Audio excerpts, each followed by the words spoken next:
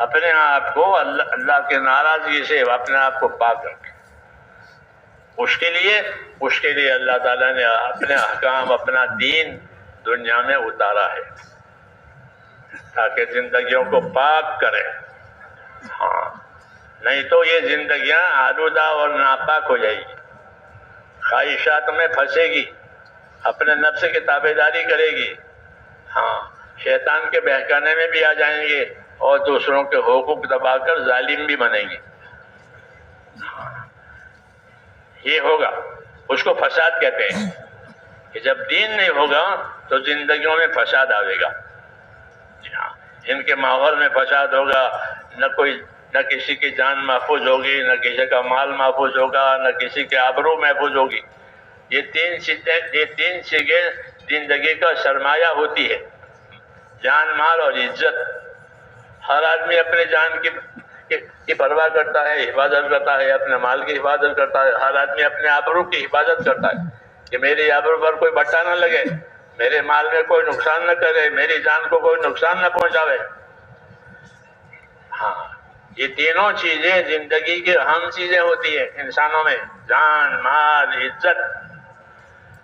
ہاں، اور اس کی حفاظت سوائے دین کے اور کوئی نہیں کرے گا۔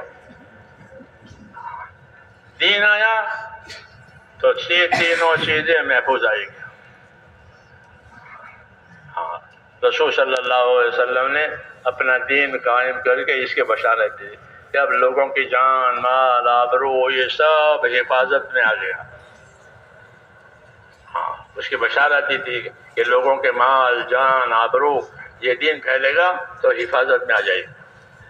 ہاں، کوئی کسی پر ہاتھ نہیں ڈالے گا، کوئی کسی پر نظر غلط نہیں ڈالے گا، کوئی کسی مال میں خیانت نہیں کرے گا۔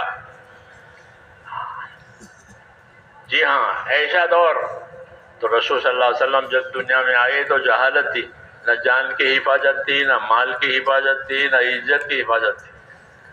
ہر قوی کمزور کو دباتا تھا۔ ہاں، یہ وہ بات اب ختم کر دی آپ نے آ کر دی کہ کوئی قوی کسی کمزور کو نہیں دبائے گا، بلکہ حقدار کو حق دیا جائے گا۔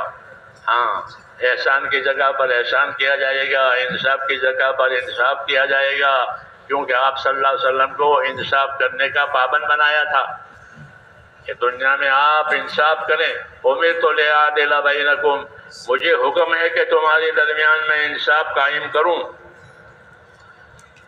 تو آپ نے دنیا کو میرے دوستو ایمان کے ساتھ ساتھ ان کے حقوق کی حفاظت کا سامان بھی دیا۔